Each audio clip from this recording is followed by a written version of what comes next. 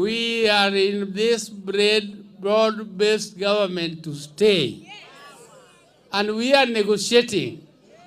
We came in through the window, but this time round we are going to come through the front door. And we are going to come through the front door strong, and we are not going to be beggars. We are going to have our fair share because of our numbers.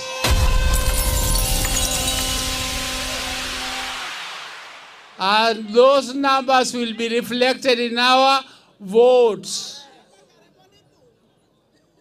Those numbers will be reflected in our votes. So, right now, we are already in a stage where we have formed a team, a technical team, which is negotiating on policies of both UDA and ODM, and we are soon going to come out with a manifesto which we shall use to campaign for Kenyans in the future. You have also seen recently, President Ruto has come up with a blueprint of 2060. That 2060 was an idea of our late Raila Amolo Odinga.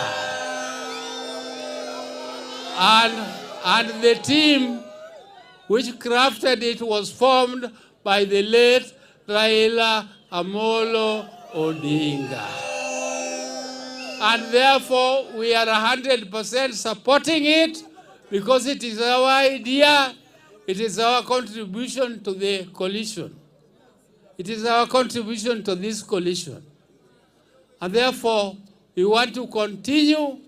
As we continue, we are going to make sure that in this, some people say we don't want zoning. If you don't want zoning, what do you want? We want zoning because this is our zone. It's Homa Bay, not our zone. We don't want UDA here in Homa Bay, isn't it? So we start with our areas where we have strongholds, where we have our governors, where we have our MPs, where we have our MCAs. Those are our zones automatically without negotiation.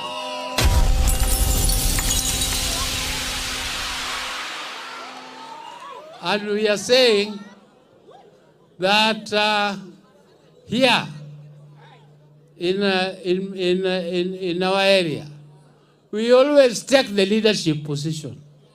Why should you be shy?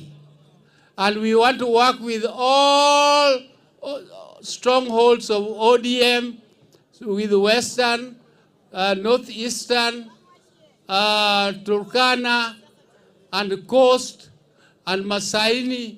We want to work all of us together, and we are going to come together to form the next government as one.